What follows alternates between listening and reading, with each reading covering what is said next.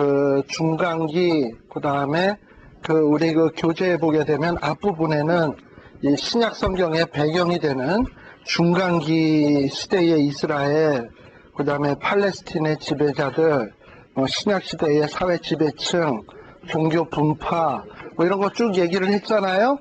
그리고 어떤 연대기표, 사복음서, 대조표 하면서 예수님의 일생에 대해서도 쭉 우리가 정리를 했습니다.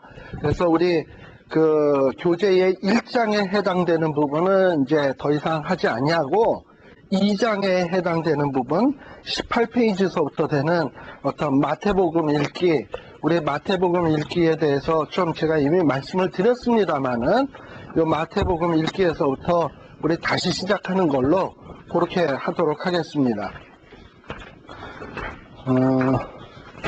사실요, 마태, 마가, 누가, 요한, 이걸 복음서라 그러죠.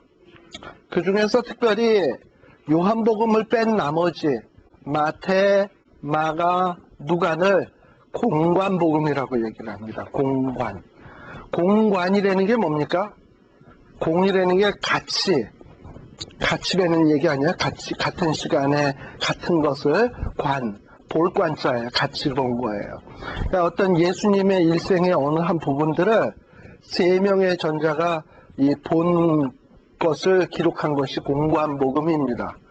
그럼 공관복음에 왜 요한복음은 포함되지 않나? 사실 마태, 마가, 누가, 요한복음은요, 예수님의 사복음서에 비슷한 내용들을 같이 다루고 있는데, 이 요한복음은 이 세 복음서가 쓰지 않은 것, 그러니까 같이 보지 않은 것, 요한만 본 것, 에 대한 얘기가 굉장히 많아요. 그래서 예를 들면 예수님의 초기 사역에 해당된 부분 같은 것도 공관복음에 기록되지 않은 것은 요한복음이 기록하고 있고, 또 예수님의 마지막 십자가 사건, 그 고난받으실 때의 어떤 사건에 대해서도 타복음서가 다루지 않는 것, 보지 않은 것에 대해서 요한은 특별히 또 장을 할애해가지고 많이 쓰고 있거든요. 그런 면에서 요한복음은 제복음서와 좀 다른 관점을 갖고 있어요. 그래서 공관복음에 포함을 시키지 아니하고 마태, 마가, 누가를 공관복음이라고 하고, 요한복음은 따로 그냥 복음서 안에 포함을 시키지만 공관복음에는 포함이 되지 않습니다. 그래서 이 공관복음과 그냥 사복음이 어떻게 다른 것인가? 공관복음이 네 복음을 다 공관복음이라 그러지 않아요? 공관복음 하면 마태, 마가, 누가 세 개. 그러나 사복음서 하면 마태, 마가, 누가, 요한, 이렇게 되는 거예요. 그럼 복음서는 뭐냐? 다 그 예수님의 생애를 중심으로 해서 우리에게 복음에 되는 내용들을 쓴 겁니다. 자, 그러면 예수님의 생애에 대해서 굳이 4명의 저자가 필요한 이유는 뭘까 도대체? 사실요, 우리 하나님이나 정말 귀한 거 있잖아요. 귀한 거는 한마디로 설명할 수가 없는 것들이 참 많아요. 사람도 나에 대해서 설명을 하려면 사실 한 번 보고 여러분들이 저를 압니까? 또 여러분들 부부지간에도 그렇잖아요. 같이 이렇게 살아보면 한 번 딱 봤다고 다 아나요? 어떤 부부는 60 넘어 70 넘어 다 살고 난 다음에 여지껏 살았는데도 난 이 양반을 모르겠어 이러는 데들 그렇잖아요? 여지껏 살아봤는데도 이 양반을 알다가도 모르겠다 그러는데, 그러는데 그거 어떻게 다 알겠습니까? 한 번 봤다고. 그런데 그렇다면은 우리 하나님에 대해서, 예수님에 대해서 어떻게 한 사람이 본 걸로 한마디로 설명이 되겠냐고. 그러니까는 예수님에 대한 얘기는 참으로 또 중요하고 가치 있는 것인데, 한 사람이 본 걸로 한마디로 얘기를 해버리면 이건 너무나도 주관적으로 흐를 수 있고 편협할 수 있고 객관적이지 못해요. 그러다 보니 여러 사람이 다각도에서 본 예수님을 설명을 해야 그만큼 예수님의 설명이 정확할 수가 있고 가치가 있을 수 있고, 그래서 하나님께서 이 4명의 이 사도들을 동원을 해서 예수님의 일평생을 기록하고 있는 겁니다. 사실 우리가 어떤 설계 도면 같은 거 있잖아요. 그릴 때도 보면 정면도가 있고 측면도가 있고 위에서 본 도면이 있고 단면도라 그래서 뚝 잘라서 가운데 잘라서 본 그림, 이렇게 해서 이게 여러 각도에서 본 그림을 갖다 붙여놔야 어떤 물체를 다시 복원할 수 있잖아요. 그것처럼 우리 예수님에 대해서 볼 때도 같은 시대에 같은 장소에서 봤다 하더라도 요렇게 본 사람이 본 각도, 요렇게 본 사람이 본 각도, 위에서 아래로 본 각도, 단면도로 본 각도, 이런 다양한 시각으로 본 어떤 예수님에 대한 설명이 필요하다 이 말입니다. 그래서 마태도 필요한 거고 누가도 필요한 거고 요한도 필요한 거고 다 필요한 거예요. 그래서 이런 저자를 통해서 왜 사복음서로 기록했을까? 그냥 마가복음서 하나만 딱 해놓지 그러면 될 걸. 근데 그래서는 안 될 것 같으니까 이렇게 된 거라고요. 성경은 1.1핵이라도 버릴 게 없어요. 그렇게 됐다면 뭔가 이유가 있는 거예요. 그러면 우리가 성경을 읽을 때 그런 이유가 있다면 그런 이유가 뭘까 생각하고 읽어야 되는데 그냥 사람들이 아무 생각 없이 읽는 경우들이 참 많거든요. 마태복음 읽으나 마가복음 읽으나 그게 그거지 뭐. 별 생각 없이 이렇게 읽어버리면 마태복음이나 마가복음이 다 그게 그것밖에 안 돼. 그러나 아니 마가복음에 써놨는데 왜 또 마태야? 마태를 주신 이유는 뭘까? 근데 마태를 썼으면 그 다음에 마가복음 필요 없을 텐데 왜 또 마가복음을 썼었나? 그리고 써놓은 얘기 안에 보면은 앞에 한 얘기 또 나오고, 예를 들면은 무슨 뭐 예수님의 탄생의 얘기 마태복음에 나오더니 또 마가복음에 또 나오지, 누가복음에 또 나오지, 요한복음에 또 나오지, 왜 같은 얘기를 이렇게 자꾸 반복하나? 이런 생각 들 거 아닙니까? 근데 그렇게 반복이 된다면 뭔가 이유가 있는 게 아닐까요? 그러니까 그런 이유가 뭘까? 이런 생각을 하면서 성경을 읽을 때 성경에서 뭔가 건질 게 있어요.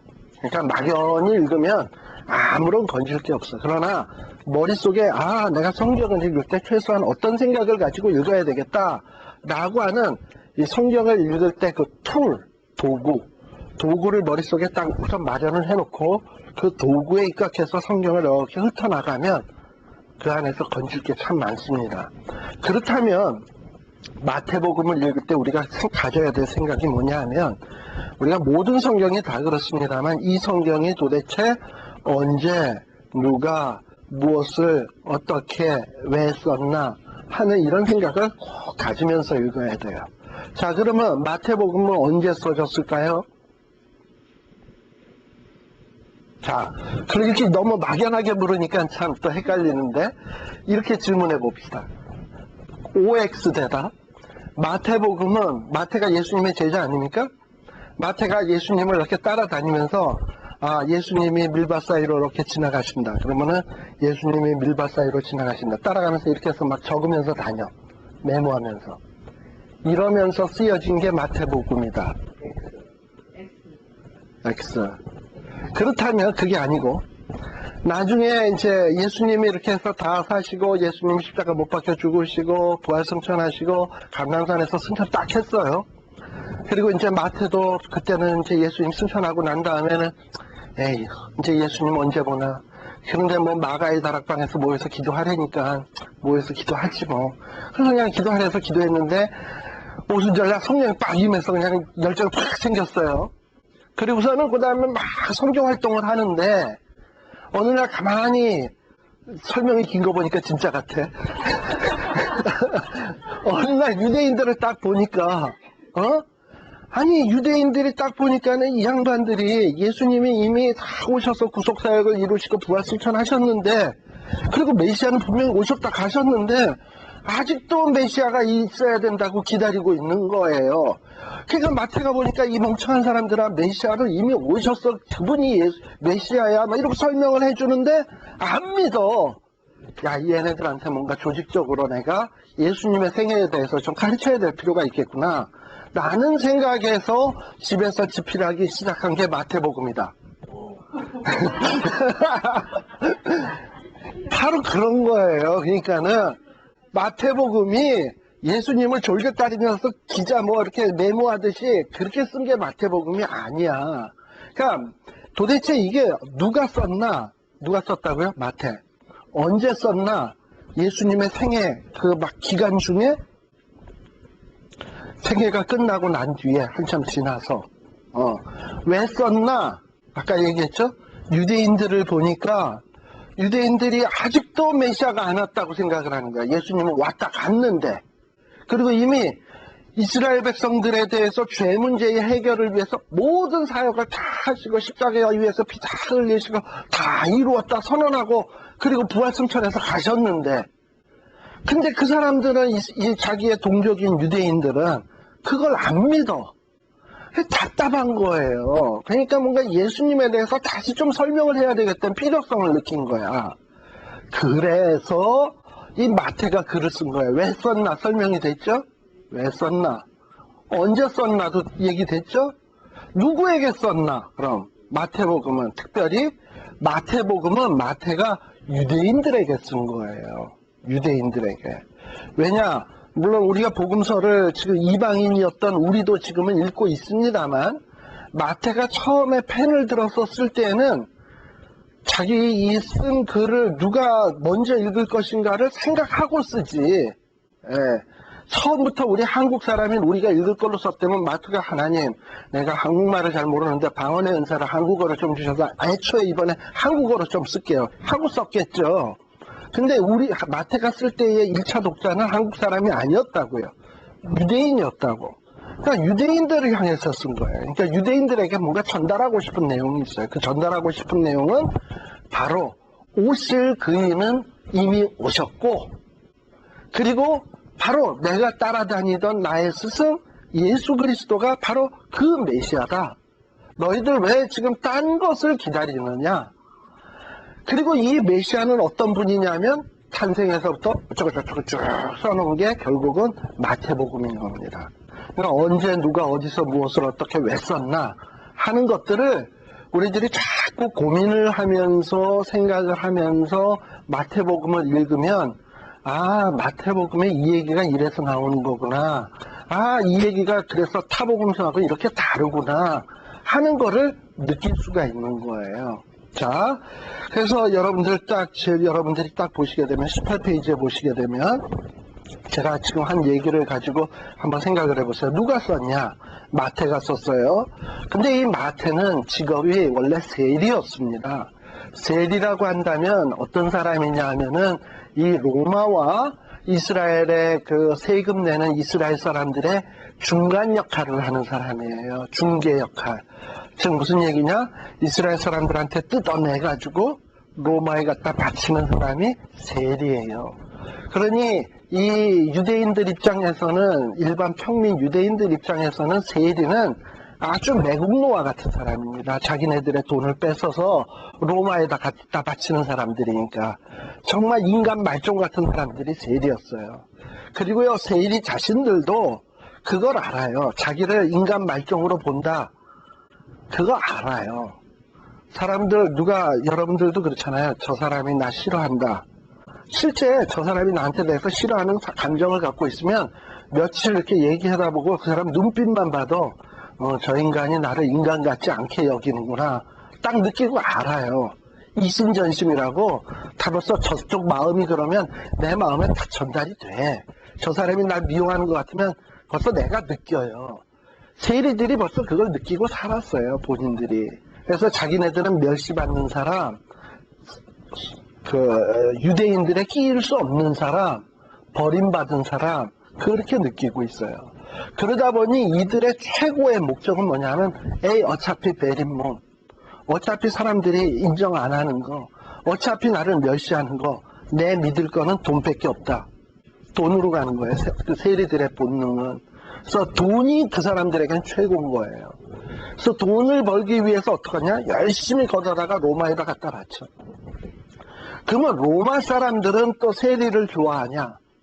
안 좋아하지. 왜 이것밖에 안 걷어왔어? 맨날 뒤통수 때리고 맨날 구박하고 이래요. 그러면 기껏 갖다 줘도 맨날 좋은 말 안 한다 그러니 세리들이 또 로마 사람들을 좋아하겠습니까? 돈은 갖다 주지만 솔직히 그들에게 존경심이 있냐면 아니에요. 어쩔 수 없어 갖다 주지. 그러니까 세리가 믿고 의지하는 건 돈밖에 없어요. 자존심도 버렸고 인격도 버렸고 양심도 버렸고 다 버렸어요. 오로지 돈밖에. 돈이 인생의 전부인 거예요. 그게 세리예요. 그러다 보니 성경 안에서 복음서에 보면 세리들의 그 기도하는 거 보세요. 바리새인들은 손을 들고 하나님 앞에 주여 내가 11조를 하고 뭐 어떤 선행을 하고 뭘 하고 자랑스럽게 얘기합니다마는 세리의 기도는 그저 하나님 앞에 엎드려졌을 때 자기가 봐도 인격도 팔아먹었지 양심도 팔아먹었지 뭐 다 없잖아. 그저 돈밖에 없는데 하나님 앞에서 돈 자랑할 일은 없을 거고, 그러니 하나님 앞에 엎드리면은 못밖에 보이는 게 없냐면 온통 다 죄인인 거야 자기가. 그리고 돈 번 것마저도 이게 부담스러운 거예요. 그러니까 하나님 앞에서 엎어져서 울 수밖에 없는 게 이게 세리인 겁니다. 그런데요, 바로 이 마태의 직업이 세리였다는 거예요. 어느 누구도 세리에게 찾아와서 따뜻하게 인사 한마디 해주는 유대인이 없어요. 그런데 이런 세리를 찾아오신 분이 계십니다. 바로 그분이 우리가 예수님의 생애 시간순으로 볼 때 예수님이었어요. 세리 마태를 찾아오신 분이. 그리고 세리 마태에게 너는 나를 따르라 하고선 따르라 그래서 예수님 쫓아 나섰던 것이 이게 마태인 겁니다. 근데 이 마태의 생각 속에 무슨 생각이 있을까요? 어떻게 인간 같지도 않은 나를, 양심도 없는 나를, 정말 죄인인 나를 어떻게 나를 불러서 12명의 제자 안에 나를 끼워주셨을까? 이것이 마태에게는 아주 충격적인 사건이에요. 그러다 보니까 이 마태는 항상 이 복음서를 기록을 할 때 자기를 칭할 때 마태 앞에다가 세리자라는 말을 꼭 써요. 세리 마태. 예를 들어서 여러분들이 우리 고장로님이 과거에 그런 일은 없겠습니다만 만일에 강도였다 칩시다. 그래서 이제 다른 사람에게 편지를 쓸 때 나 고 누구누구가 할 때 강도 고 누구누구가 이러고 쓰겠습니까? 안 쓰죠. 자기 옛날에 부끄러운 과거를 왜 쓰겠습니까? 그죠? 안 쓰죠. 피할 수 있으면 감추고 싶으면 감추죠. 안 쓰는데 마태는요, 마태복음을 쓸 때 자기 마태를 기록할 때마다 앞에 세리자를 꼭 붙여요. 그 얘기는 왜 그러냐? 자기가 세리였다 이거예요. 그런데 자기는 지금 이렇게 성경을 쓰는 예수님의 제자로 부름받았다는 걸 드러내고 싶은 거예요. 그래서 오히려 마가복음이나 누가복음에는 마태를 칭할 때 세리자를 안 써요. 근데 마태복음에는 자기가 쓴 마태복음에는 세리자가 나와요. 그 얘기는 무슨 얘기냐 하면은 마태가 자기가 세리였다라는 사실이 너무나 창피스러웠고 또 그런 창피한 자기를 예수님이 불러줬다라는 게 너무나 감격스럽기 때문에 그 자기의 과거를 없애고 싶지가 않은 거야. 이런 나를 이렇게 불렀다. 예수님이 나를 이렇게 불러주었다. 이걸 자랑하고 싶은 거예요. 그래서 세리 마태라는 얘기를 꼭 써요. 이게 마태인 겁니다. 그러니까 마태는요, 세리니까 이 사람도 국적은 뭐였겠습니까? 유대인이에요. 그러니까 본인이 유대인이지만 유대인으로서 전혀 대접받지 못했던 사람입니다. 그러면 로마의 관원이었어요. 어떻게 보면 세리니까. 그렇다고 로마 사람이었냐? 로마 사람도 아니에요. 그런데 로마 사람도 아니고 유대 사람도 아니지만 이 마태는요, 유대에 대해서 잘 알아요. 왜냐? 유대인이니까. 원래 국적이. 유대에 대해서 잘 알아요. 또 로마에 대해서는 어떠냐? 로마에 대해서도 잘 알아요. 왜냐? 로마의 관원이니까. 그러니까 로마도 잘 알고 유대도 잘 알고. 그러니까 마태복음을 쓰기에 딱 적격인 거라. 어떤 의미에서 그러냐 하면, 자, 아까 이 마태복음을 누가 누구에게 썼다고요? 마태가 유대인에게. 자, 그럼 유대인이 어떤 사람들인가 하는 거를 좀 얘기할 필요가 있는데, 이 유대인들은요, 지금 이 마태가 살던 당시의 유대인들은요, 굉장히 가난하고 착취받고 억압 속에 사는 사람들입니다. 왜냐? 그 당시에는 세계의 지배자가 누구냐면 로마거든요.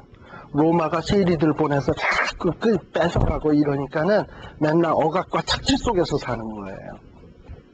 그러다 보니까 유대인들 마음속에 무슨 생각이 드냐 하면, 야, 구약 성경에 보니까 메시아가 오면 하나님의 나라가 우뚝 설다고 그랬는데 이게 뭐냐, 이거 어서 속히 로마 나라가 꽝 부서지고 하나님의 나라가 임해야지. 다니엘서에 보면 그런 거 나오지 않습니까? 큰 신상이 있는데 머리는 금이요, 그 다음은 은이요, 그 다음은 동이요, 철이요, 흙이요 이렇게 돼 있는데 어느 날 갑자기 뜨인 돌 하나가 똥 뜨이더니 탕 해가지고 신상이 와르르 무너지고 바람이 분이 휘 날아가 버리고 없어지고 그 다음에 그 작은 돌 하나가 큰 뭘 이루었다? 산을 이루었다 이렇게 됐잖아요. 그러니까 유대인들도 거기에서 그 조그만 돌 하나는 메시아로 다 믿어요. 그리고 그 메시아로 말미암아 세계 강국들이 다 무너질 것을 믿고 있어요. 그리고 자기네들의 나라가 그 메시아로 말미암아 태산같이 될 걸로 믿고 있어요. 그런데 보니까는 계속 로마 나라가 자기네들을 지배하고 있고 힘들게 하고 있고 언제나 메시아가 와서 저 로마 나라를 싹 쓸어버릴까 이게 그냥 다 마음속에 간직하고 있는 생각이에요. 그런데 어느 날 보니까는 메시아가 왔대네. 근데 그분을 가만 보니까 하고 다니는 일을 보니까는 맨 세일이 차 한 기 이상한 사람들하고 얼려 다니고 그리고 로마 나라를 내쫓을 생각은 안 하고 오른뺨 때리면 왼뺨 돌려대라 원수를 사랑하라 뭐 이런 식으로 가르친단 말이에요. 그리고선 뭔가 병을 고치는 거 보면 분명히 능력이 있는 것 같은데 병 고치는 능력 가지고 하늘에서 벼락이라도 탁 쳐서 로마군인들을 막 불고기로 만든다든지 이러면 참 좋겠는데 전혀 그런 행동은 없이 있더니 어느 날 겟세마네 동산에서 붙잡혔다는 거야. 그러더니 붙들려 가서 골고다 언덕 위에서 강도들이랑 옆에서 강도 취급당하면서 십자가에 못 박혀 죽었다는 거예요. 그러니 그런 자를 어떻게 우리가 메시아로 섬기겠나 낙심한 거죠, 유대인들은. 우리가 다른 메시아를 기다려야 되겠다라고 생각을 한 거예요. 그게 유대인들인 거예요. 그래서 유대인들은 예수님이 오셨지만 오셔서 죽으시고 부활하시고 승천했지만 그걸 안 믿고 또 다른 메시아가 와서 우리나라를 확 뒤집어 엎고 로마를 능가하는 우뚝 선 나라로 만들어야 되는데 하고 기다리고 있는 거예요. 그런데 그런 상황 속에서 세리마트가 가만 보니까 자기는 분명히 세리했는데 용서받았거든요. 또 오순절에 성령도 체험했거든요. 그리고 오신 그분은 메시아가 틀림없거든요. 이걸 좀 가르쳐줘야 되겠는데 유대인들에게. 어떤 이런 속상한 심정에서 표현을 들어서 쓴 게 바로 마태복음인 겁니다. 아시겠죠? 자, 그리고요, 또 거기 18페이지 중간에 보게 되면 마태복음이 신약성경의 제일 첫 번째 책이 될 수 있었던 일이 뭔가? 사실요, 이 마태복음은요, 구약성경하고 신약성경의 연결고리 역할을 하는 겁니다. 자, 연결고리는 어디에 있어야 되죠? 연결할 것과 연결되어질 것 사이에 있어야지. 자, 신약성경과 구약성경이 있으면 중간에 연결고리는 그 사이에 있어야지. 그러니까 그런 면에서 구약이 딱 끝나자마자 마태복음, 연결고리로 시작하는 거는 뜻이 있는 거예요. 그래서 그럼 마태복음이 어떻게 연결고리 역할을 하느냐 하면은 이 구약성경에 대한 인용이 참 많습니다. 그래서 구약성경에 뭐 선지자 거기에도 나왔습니다만 누구누구의 하신 말씀을 이루려 하심이니 뭐뭐뭐 함이 이루어졌느니라 뭐 이런 식으로 하는 표현들이 굉장히 많아요. 근데 이거는 다른 복음에서는 찾아볼 수 없는 내용입니다. 그 다음에 18페이지 그 밑에 보면은 누구에게 썼는가 했을 때 1차 독자 유대인이라고 말씀을 드렸죠. 그래서 이 유대인을 뭔가 하나 주님께 돌이키기 위해서 애를 쓴 내용이 바로 이 마태복음입니다. 우리 성경 내용을 조금 마태복음을 펴서 한번 봅시다.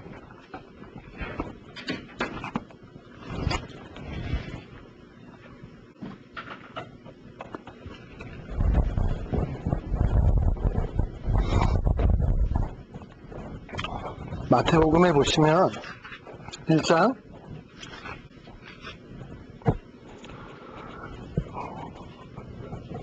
여러분들이 마태복음 성경을 딱 펴서 쫙 볼 때 1장을 딱 보면서 아니 왜 마태복음의 1장에 이렇게 족보로 시작하는 걸까? 물론 누가복음에도 족보로 시작은 해요. 거기에 보면 누가복음에도 사람 이름이 쫙 나오긴 하는데 마태복음에 보면 이 족보로 시작을 하고 있어요. 왜 이렇게 족보로 시작하는 걸까에 대해서 한번 생각해 보신 적 없습니까? 이유가 있겠죠. 마태가 이렇게 시작한 데는. 그러니까 우리가 성경을 읽을 때 왜 이렇게 족보로 시작하는 걸까? 하는 그 이유가 뭘까? 이거를 좀 파악을 해야 돼요. 자, 아까 이 유대인들은 무슨 생각을 한다고? 지금 아직도 메시아를 기다리고 있어요. 근데 메시아 빼놓고 유대인들에게 있어서 가장 이스라엘 사람들 가운데서 존경하는 인물이 있어요. 메시아 빼놓고. 그 첫 번째 인물이 뭐냐면 자기네들의 조상인 아브라함. 그 다음에는 또 자기네 그 이스라엘 유다 왕국, 이스라엘 왕국의 최고의 왕인 다윗. 이것이 유대인들에게는 최고의 존경의 대상입니다. 그래서 아브라함의 후손이라는 게 이게 자부심이고, 또 하나는 유대인들에게 있어서 다윗왕. 이것은 아주 자기네들의 민족의 최고의 자존심인 거예요. 그래서 여러분들 지금도 이스라엘 깃발에 보면은 별 있죠, 별. 예? 이 별을 뭐라 그러는 줄 알아요? 다윗의 별이라 그래요. 다윗의 별입니다. 다윗을 상징하는 별이에요. 예. 그러니까 이 유대인들에게 있어서 최고의 자기네들의 존경의 대상은 아브라함이고 다윗입니다. 그런데요, 하나님께서 이 다윗과 아브라함에게 구약 성경을 가만 보면 다윗과 아브라함에게 맺은 약속이 있습니다. 그 약속이 뭐냐? 그 약속에 대해서 유대인들도 너무 잘 알아. 그게 뭐냐면 이 아브라함은 뭐가 되는 거냐면 복의 근원이 되는 거예요. 이거 이스라엘 사람도 너무 잘 알아요. 그러니까 아브라함도 복의 근원이지만 그 후손인 자기들도 모든 열방에 우뚝 서서 복의 근원이 될 것이라고 믿어요. 근데 그날이 언제냐? 메시아가 오면. 그 생각을 하고 있는 거예요. 복의 근원이 될 거라는 거. 그 다음에 아브라함에게 한 약속 가운데 또 중요한 게 뭐냐 하면 아브라함의 후손은 하늘에 뭐같이 많아져? 별과 같이. 또 땅에 뭐같이? 모래알처럼 많아질 거야. 그러니까 아주 거대한 강국이 될 것으로 생각을 하고 있는 거예요, 유대인들은. 그런데 실질적으로 지금 하나님께서 아브라함의 후손, 아브라함을 통해서 이루신 약속이 누구에게서 이루어지느냐? 사실 아브라함이 복의 근원이 되는 건 아브라함의 후손까지 쭉 내려가서 누구 때문에 아브라함이 복의 근원이 되는 건가요? 예수님. 아브라함의 자손인 예수 그리스도, 아브라함의 씨인 예수 그리스도가 죄의 문제를 해결했기 때문에 예수를 믿는 자가 죄의 문제가 해결되고 하나님의 백성이 될 수 있기 때문에 복의 근원이 되는 것이지, 단순히 아브라함의 후손에 예수님이 없었다면 무슨 복의 근원이 되는 겁니까? 세상에서 잘 먹고 잘 살다가 죽는 게 그게 다지. 예. 그러나 아브라함이 복의 근원이 될 수 있었던 것은 하나님이 아브라함을 통해서 그 후손 예수 그리스도까지 이어지게 하고 그분을 통해서 죄 문제가 해결이 되게 되고 또 그분을 믿으면 하나님의 백성이 될 수 있는 통로가 마련이 되고 그 안으로 많은 하늘의 별과 같이 모래알처럼 사람들이 들어와서 하나님의 백성이 될 수 있으니까 복의 근원이 되는 거란 말이죠. 그러니까 아브라함에게 했던 약속은 궁극적으로 누구에게서 이루어져야 되냐면 메시아를 통해서 이루어지는 거예요. 그래서 이 아브라함 하면 이스라엘 백성들이 생각하고 있는 언약은 그런 겁니다. 근데 지금 마태는 무슨 얘기를 하고 있냐면 1장 1절에 보니까 아브라함과 다윗의 자손, 그러니까 아브라함을 누구에다가 끌어다 붙이냐면 예수 그리스도의 세계라. 그러니까 아브라함의 세계만이 아니라 아브라함의 세계, 다윗의 세계는 결국 누구에 의해서 완성되느냐 하면 예수 그리스도를 통해서 이루어지고 그런 세계가 바로 이 복음의 세계다라는 얘기를 하고 싶은 거예요. 또 다윗은 이스라엘 백성들도 잘 알아요. 다윗은 어떤 왕입니까? 사사시대의 그 혼란했던 상황들이 막 정리가 되고 사울이 왕이 되었어요.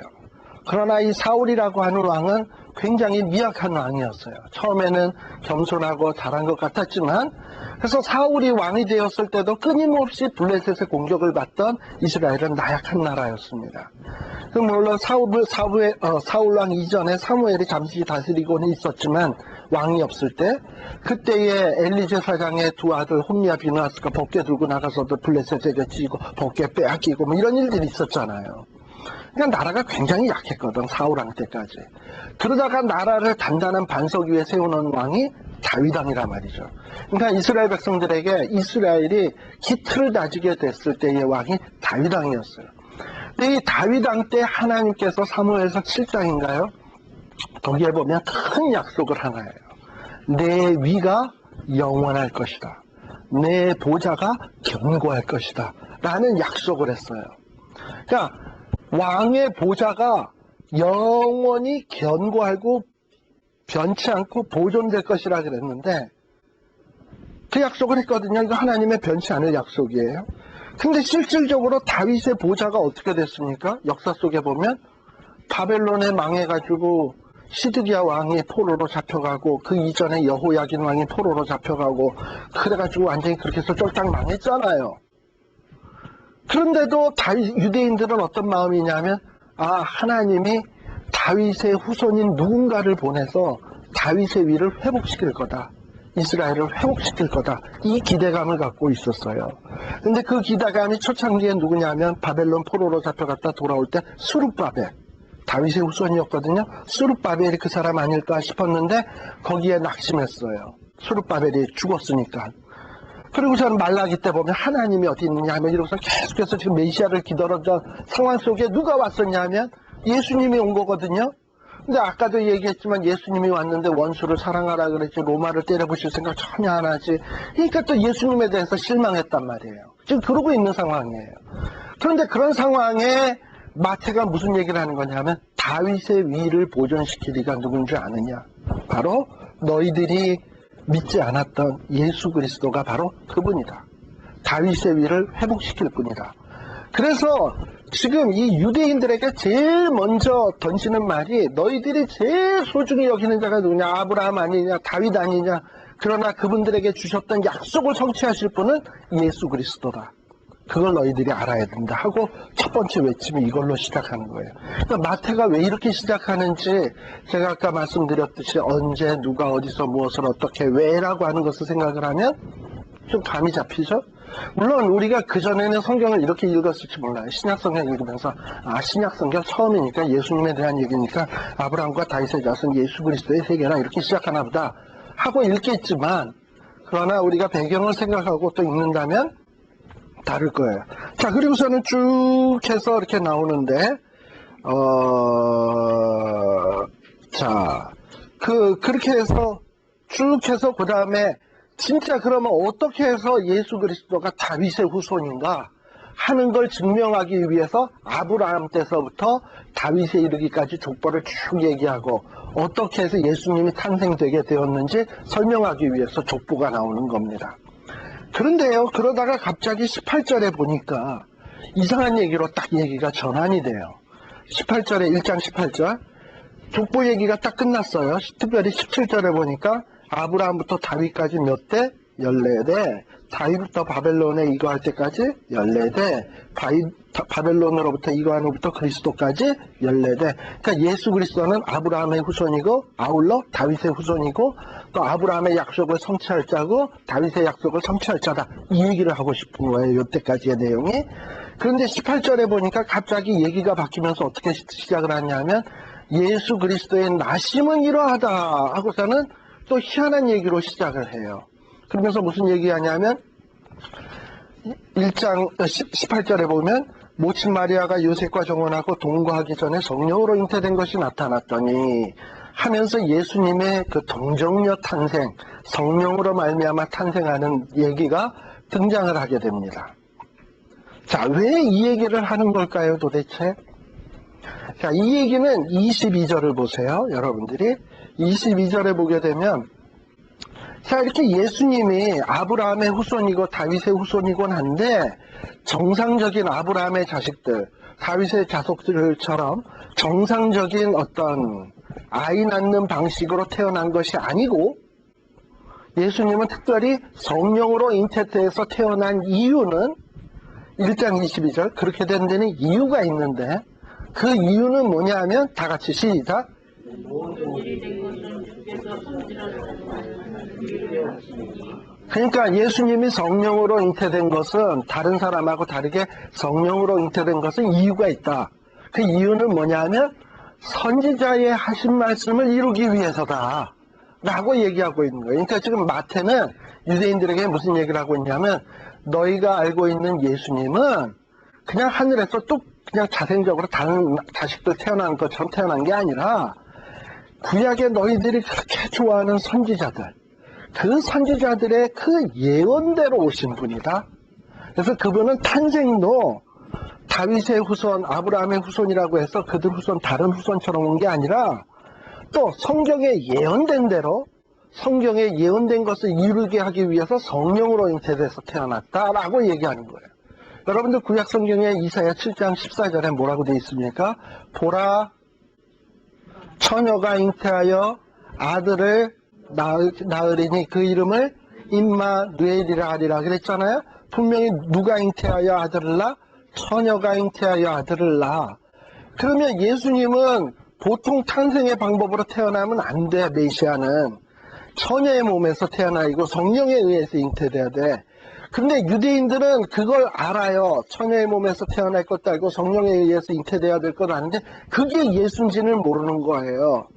근데 그런 자들에게 예수님의 족보 다 얘기하고 끝나자마자 예수님의 탄생이 너네들 어땠는 줄 아냐? 성령의 몸으로 성령에 의해서 잉태되었다. 처녀의 몸에서 태어났다. 따라서 예수님의 탄생은 선지자 예언을 성취한 거다. 바로 이 자는 너희들이 기다려야 될 메시아다 라고 얘기하는 거예요. 그러니까 지금 마태는 이 마태복음을 단순히 예수님의 생애를 소개하려고 하는 게 아니라 이 유대인들이 갖고 있는 이 고정관념, 예수님은 메시아가 아니다라고 하는 그 고정관념을 깨려고 구약 성경을 인용해 가면서 그들의 고정관념을 깨려고 지금 노력하고 있는 거예요. 그래서 아브라함도 들먹이고 다윗도 들먹이고 선지자의 글도 들먹이고 이러는 거예요. 자, 그 다음에 또 보세요. 그러면서 무슨 얘기를 하느냐면 요 얘기하고 마치겠습니다. 자, 21절에 보게 되면 아들을 낳으리니 이름을 뭐라? 예수라 하라. 이는 그가 자기 백성을 뭘 할 자다? 죄에서 구원할 자라 라고 했어요. 그리고 23절에도 보게 되면 아까 이사야 7장 14절에 인용이라고 그랬죠.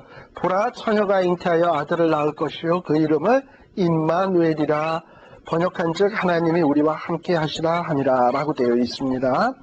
자, 지금 동정녀 탄생을 얘기하면서 지금 유대인들에게 무슨 얘기를 하냐면 이 지금 이미 오신 분의 이름은 예수다, 예수. 그리고 이 예수는 뭐 요셉이 그냥 자기 기분 좋은 대로 이름 지은 이름이 아니라 하나님이 주신 이름이다. 예수. 그 뜻은 뭐냐? 뭐예요? 죄에서 구원할 자. 죄에서 구원할 자. 사실 지금 유대인들은요, 지금 압박과 착취와 빈곤과 어려움 속에서 허덕이고 있습니다. 그러나 이 이유가 이스라엘에 훌륭한 왕이 없어서입니까? 사실은? 왕이 없어서 로마 나라에 지금 핍박을 받고 있고 착취를 받고 있고 어려움을 당하고 있습니까? 이스라엘이 왜 망했습니까? 결국은 이유가 뭡니까? 죄 때문이거든요. 이스라엘이 왜 바벨론의 포로로 잡혀갔습니까? 죄의 대가로 잡혀간 거예요. 그리고 돌아갔다 회복된 다음에도 왜 로마에 의해서 지배당하는 겁니까? 정신 못 차리고 죄 가운데 있기 때문인 거예요. 결국은 이스라엘 역사를 통틀어서 살펴보게 되면 이스라엘 백성들은 스스로의 죄의 문제를 해결할 능력이 없어. 왜냐? 하나님이 죄 때문에 정신 차리라고 바벨론 포로로 잡혀가게 맴매를 때렸는데 그러면 정신 차리고 돌아오냐 하면 또 역시 세월 얼마고 지나고 나니까 또 죄죠. 그러니까 이스라엘 백성은 스스로는 죄의 문제를 해결할 능력이 하나도 없어요. 그렇기 때문에 계속해서 빈곤과 가난과 착취와 억압 속에서 살 수밖에 없는 거예요. 그러니까 빈곤, 착취, 억압은 정치를 잘못해서도 아니고 좋은 왕이 없어서도 아니고 이스라엘에게 있어서 이런 어려움은 결국은 죄 때문입니다. 그러니까 죄 문제가 해결되지 않고서는 그 모든 문제의 해결이 될 수가 없어요. 메시아 온다고 되는 게 아니에요.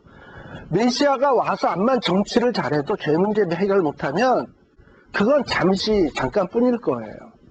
근데 바로 마태는 그 본질을 꿰뚫고 있는 거예요. 지금 뭐냐면 너희들에게 있어서 가장 큰 문제는 어떤 정치적인 왕도 아니고 경제를 부흥시킬 왕도 아니고 뭐 어떤 문화를 발전시키는 왕도 아니고 죄 문제를 해결해 줘야 된다. 그러니까 지금 너희가 기다려야 될 분은 누구냐? 죄에서 구원할 자. 예수다, 그분이. 그리고 죄의 문제가 해결이 되면 어떤 일이 벌어지느냐 하면 사실 하나님과 사람 사이는 아담과 하와 때 범죄하기 전에는 하나님과 늘 함께 할 수 있었어요. 에덴 동산에서. 근데 죄를 딱 짓는 순간서부터 사람과 하나님은 함께 할 수가 없습니다. 어느 한쪽이 떠나야지. 그래서 어떻게 됐습니까? 에덴 동산에서 아담과 하와가 쫓겨났죠? 왜요? 죄 때문에. 죄 문제가 해결되지 않으면 하나님과 인간은 함께 할 수가 없어요. 하나님은 거룩한 분이니까 죄가 중간에 껴져 있으면 하나님과 사람이 함께 할 수가 없어요. 그럼 하나님과 사람이 함께 할 수 있는 조건은 뭐냐면 죄 문제 해결을 해야 돼. 임마누엘 뜻이 뭔지 아세요? 하나님이 우리와 함께 하시다라는 뜻이에요. 하나님이 지금 나와 함께 하실 수 있어요, 없어요?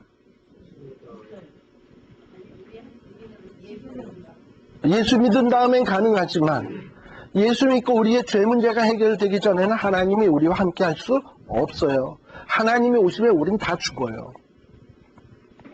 우리의 죄 문제가 해결되지 않고서는 하나님과 함께 할 수 있을까 없어요. 그런데 지금 예수는 그 뜻이 뭐라고요? 죄에서 구원할 자. 죄에서 구원이 되면 하나님이 누구와 함께 할 수 있어? 이스라엘 백성과 함께 할 수 있어요. 사실 하나님이 함께하면 안 될 일이 뭐 있습니까? 하나님은 창조주요, 전능자요, 전지자요, 무소부재자요, 모든 것을 다 하실 수 있는 분인데 이분이 나와 함께 한다면 겁날 게 무엇이 있습니까? 사실 이사야서에 나오듯이 나의 의로운 오른손으로 너를 붙들리라. 두려워 말라. 놀라지 말라. 나는 너의 하나님이라. 이러고서 얘기한 게 진짜 믿어지면 창조주 하나님이 나와 함께 하겠다는 게 무슨 겁날 게 하나도 없어요. 설사 지금 이스라엘이 로마의 지배를 받고 착취를 받고 억압을 받는다 하더라도 예수님을 통해서 하나님이 우리와 함께 하게 되었다? 그럼 이제 겁날 게 없지?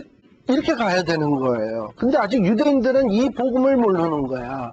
그러니까 지금 마태는 무슨 얘기를 하느냐면 야, 너희들이 기다리는 메시아는 왔다. 그분은 아브라함의 약속을 성취할 자고 다윗의 약속을 성취할 자고 또 그분은 단순히 아브라함의 후손 다윗의 후손이 아니라 선지자의 글대로 성령으로 잉태되어서 태어났고 처녀의 몸에서 태어났고 그분은 이 땅 위에 오신 이유가 우리의 모든 문제를 해결할 그것도 가장 중요한 문제가 뭐냐면 죄의 문제인데 죄의 문제를 해결할 자다. 그리고 이 죄의 문제가 해결이 되면 하나님이 우리와 함께 하시게 되는데 우리와 함께 하시게 되면 로마 저까지 게 무슨 문제며 세계 강대국이 무슨 문제며 사탄의 세력에 뭐가 문제겠느냐. 바로 그 일을 해결하시러 오신 그분이 바로 예수 그리스도인데 그분이 이 일을 다 이루고 이미 가셨는데 너희들 왜 이분을 믿지 않느냐. 답답한 심정에서 지금 이 말을 적고 있는 거예요. 마태복음 1장에서. 아시겠습니까? 그러니까 우리들이 이렇게 보게 되면 그냥 그 마태가 언제 썼을까, 왜 썼을까, 누구에게 썼을까, 어떻게 썼을까 이런 거를 생각하고 마태복음 1장을 다시 한번 보게 되면 벌써 또 마태복음 1장 자체가 맛이 많이 달라졌잖아요. 물론 맛 다르다고 좋은 건 아닌데 그러나 마태복음 1장이 훨씬 더 이해가 왜 이래서 이렇게 쓰겠구나, 이유가 이거겠구나 이런 감으로 우리에게 다가오게 되는 거죠. 역시 2장도 마찬가지고 3장도 마찬가지고 그런데 우리 다음 시간서부터 우리 2장, 3장, 4장 나오는 내용들을 조금 더 구체적으로 살펴보도록 하겠습니다. 기도하겠습니다. 하나님 아버지 감사합니다. 참으로 죄 많고 영원히 형벌받을 수밖에 없고 정말 영원한 저주 속에 허덕일 수밖에 없는 저희들을 구원하시기 위해서 우리 예수님 보내주심을 감사합니다. 아직도 이 땅 위에는 예수님을 알지 못하고 저 죽음의 그 마지막을 향하여 달려가는 이들이 얼마나 많은지요. 그런 사람은 중국에도 많고 아프리카에도 많고 또 세계의 각처에 우리 주변에도 너무나도 많이 있습니다. 아버지 하나님, 이들에게 우리가 복음을 전해주는 복음의 전달자가 되게 하시고 복의 근원이 되게 하시고 그들에게 참된 길을 알려주는 귀한 주님의 아들, 딸들이 되게 하여 주시옵소서. 그러기 위해서 우리가 먼저 잘 알아야 되겠습니다.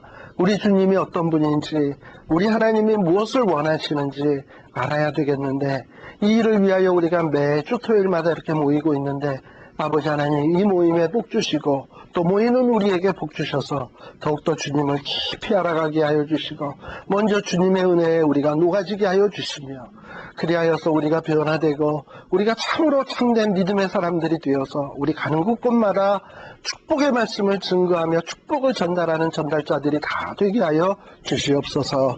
예수님 이름으로 기도드리옵나이다. 아멘. 수고하셨습니다. 마치겠습니다.